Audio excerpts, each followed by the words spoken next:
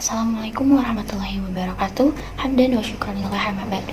Yang terhormat Bapak dan Ibu dosen pengampu mata kuliah AI for Education, Ibu Windia Setia MSc, dan Bapak Fadli M. Sajamani, STMkom, serta teman-teman kelas PAUD 2A yang saya cintai juga saya banggakan.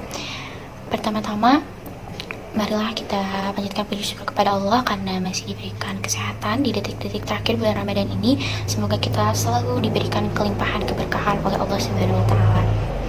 Sebelumnya, izinkan saya untuk memperkenalkan diri. Nama saya Nabila Siti Gaida, NIM 12121000045. Di sini saya akan menjadi moderator untuk kelompok 5 dengan materi Speech Recognition. Selanjutnya, izinkan saya untuk memperkenalkan teman-teman kelompok saya yang begitu saya cintai. Ada Aduan Husaina Bahij dengan NIM 12121000001, Lutfi Atwani dengan NIM 12121000036. Selanjutnya ada Melisa Sabrina dengan NIM 12121000038. Selanjutnya ada Muhammad Tiden Solihin dengan NIM 12121000039. Selanjutnya yang terakhir ada Mustaqimah Himatul Aliyah dengan NIM 12121000041. Mungkin cukup sekian. Saya akan memberikan pemateri pertama untuk menyampaikan materinya, yaitu saya sendiri. Speech recognition adalah proses identifikasi suara berdasarkan kata yang diucapkan dengan melakukan konversi sebuah sinyal akustik yang ditangkap oleh audio device atau perangkat input suara. Speech recognition juga merupakan sistem yang digunakan untuk mengenali perintah kata dari suara manusia dan kemudian diterjemahkan menjadi suatu data yang dimengerti oleh komputer. Pada saat ini, sistem ini digunakan untuk menggantikan peran dari keyboard dan juga mouse.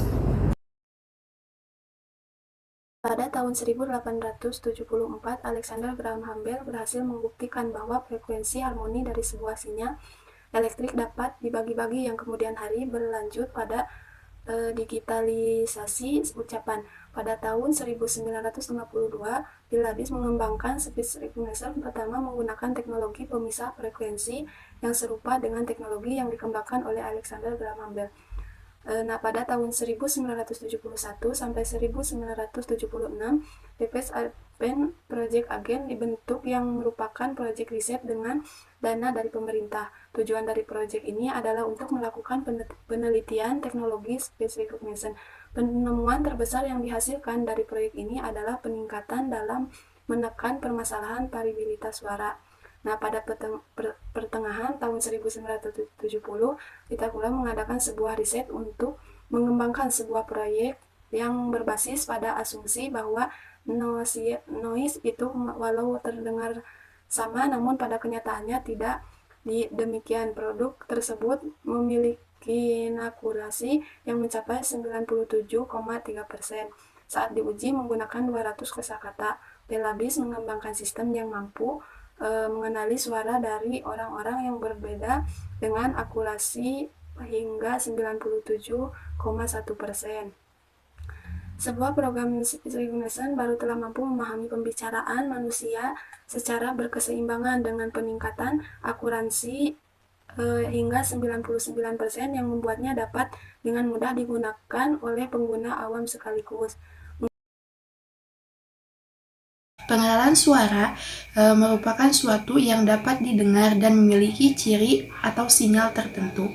Sedangkan ucapan merupakan suara yang terdiri dari kata-kata yang diucapkan. Pengenalan suara atau ucapan merupakan salah satu upaya agar suara dapat dikenali atau diidentifikasi, sehingga dapat dimanfaatkan. Pengenalan suara juga dapat dibedakan menjadi 3 bentuk pendekatan. Yang pertama yaitu pendekatan akustik fonetik, yang kedua adalah pendekatan kecerdasan buatan, dan yang ketiga adalah pendekatan pengenalan pola. Speech recognition dikenal juga sebagai automatic speech recognition sebagai alat komputer untuk menerima masukan berupa suara yang merupakan bentuk daripada pengenalan suara melalui pendekatan kecerdasan buatan. Teknologi ini juga memungkinkan komputer yang akan mengenali dan memahami kata-kata yang diucapkan oleh instrukturnya, yang kemudian akan ditransmisikan kepada bentuk digitalisasi kata dan mencocokkan sinyal digital dengan suatu pola tertentu yang disimpan dalam suatu perangkap. Adapun jenis-jenis dari pola speech recognition dikelompokkan berdasarkan kemampuan dalam mengenal kata yang diucapkan. Di antaranya adalah yang pertama, kata-kata yang terisolasi, yaitu merupakan proses identifikasi kata yang hanya dapat mengenal kata yang diucapkan jika pada proses pengucapan menggunakan jeda waktu antar kata. Nah, yang kedua adalah kata-kata yang berhubungan, merupakan proses identifikasi kata yang mirip dengan jenis kata-kata yang terisolasi, namun membutuhkan waktu jeda yang lebih singkat dari kata-kata yang terisolasi. Selanjutnya poin ketiga, ada kata-kata yang berkelanjutan, di mana kata-kata yang berkelanjutan ini merupakan proses identifikasi kata yang sudah lebih maju, karena dapat mengenal kata-kata yang diucapkan secara berkesinambungan dengan jeda waktu yang sangat singkat. Yang poin keempat, yaitu kata-kata spontan, merupakan proses identifikasi kata-kata yang diucapkan secara spontan tanpa adanya jeda waktu antar kata. Dan poin kelima, verifikasi atau identifikasi suara, di mana proses identifikasi tidak hanya mengenal kata, namun juga mengidentifikasi siapa yang berbicara di sini. Artinya di sini bisa mengenal warna atau jenis suaranya. Kemudian selanjutnya saya akan menjelaskan tentang penerapan speech recognition berdasarkan bidangnya. Pertama ada bidang komunikasi. Dalam bidang komunikasi, poin pertama itu adalah komando suara, merupakan suatu program komputer yang melakukan perintah berdasarkan komando. Contohnya, kita mengetahui adanya Siri dalam iPhone dan Bixby dalam Samsung, dan bentuk aplikasi lainnya atau program komputer lainnya. Kemudian poin kedua dari bidang komunikasi ini adalah pendiktean, merupakan proses mendikte yang sekarang banyak dipakai dalam pembuatan laporan penelitian, sehingga teknis pada aplikasi tersebut adalah menuliskan hasil dikte yang ditangkap melalui suara pendikte. Contohnya, Microsoft Dictation. Kemudian yang kedua ada dalam bidang kesehatan. Alat pengenal ucapan dalam bidang kesehatan sering kita temui pada alat atau fasilitas bagi para penyandang disabilitas, terutama yang tunawicara atau tunarungu, atau seperti voice user interface, di mana alat tersebut dikendalikan menggunakan saklar, tetapi cukup dengan mengeluarkan perintah dalam bentuk ucapan sebagai saklarnya. Alat ini bisa digunakan oleh yang memiliki cacat pada tangannya.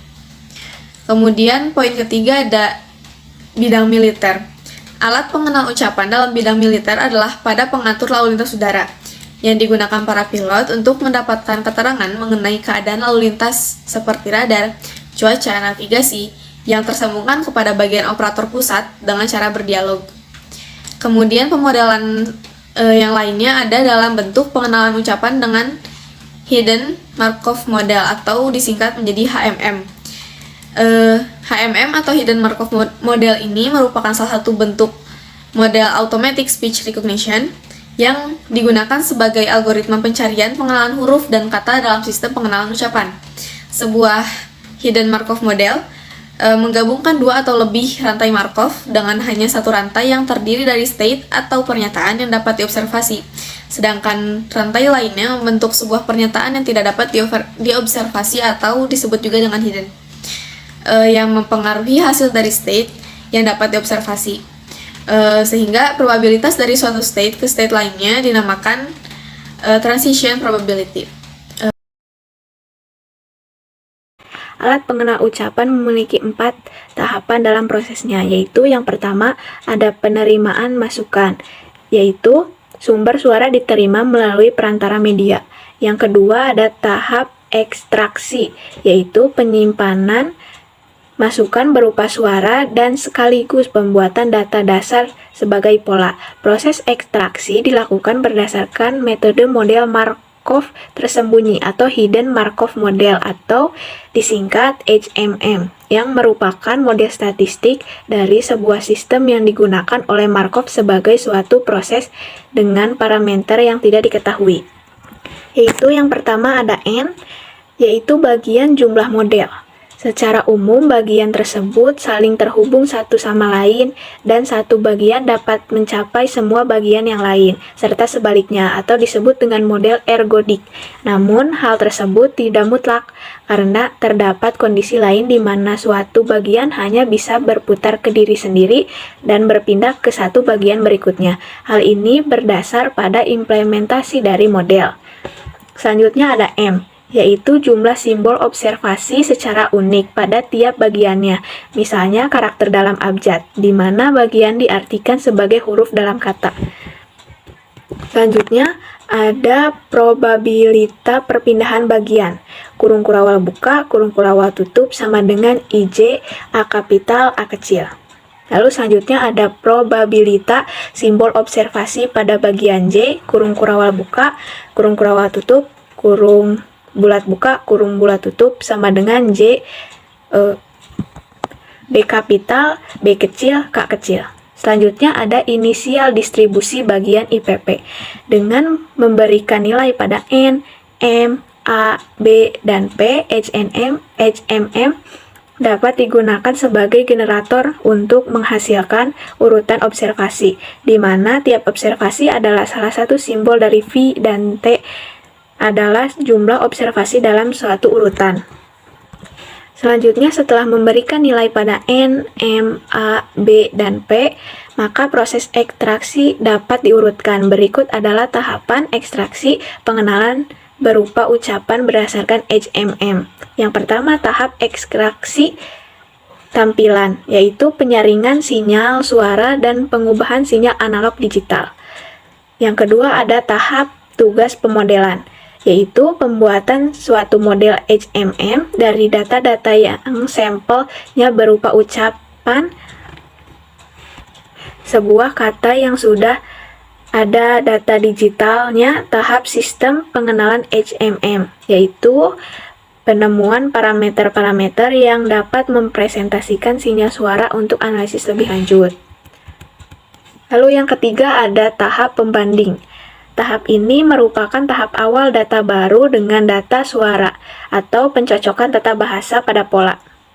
Tahap ini dimulai dengan proses konversi sinyal suara digital dari proses ekstraksi ke dalam bentuk spektrum suara yang akan dianalisa dengan membandingkannya dengan pola suara pada basis data. Sebelumnya, data suara dimasukkan lalu dipilah dan disatukan berdasarkan urutannya. Pemilihan ini dilakukan agar proses analisis dapat dilakukan secara paralel. Proses yang pertama kali dilakukan adalah mendeteksi gelombang komunitas spektrum suara ke dalam bentuk diskrit. Lalu langkah berikutnya adalah proses kalkulasi yang dibagi menjadi 3 bagian.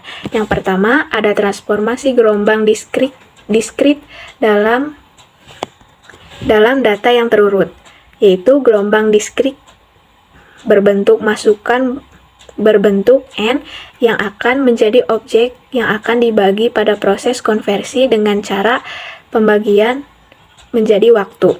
Yang kedua ada menghitung frekuensi pada tiap elemen yang terurut. Yang ketiga ada tiap elemen data yang terurut dikonversi ke dalam bentuk bilangan biner. Nah, data biner tersebut nantinya akan dibandingkan dengan pola data dan kemudian diterjemahkan sebagai keluaran yang dapat berbentuk tulisan atau perintah pada perangkat.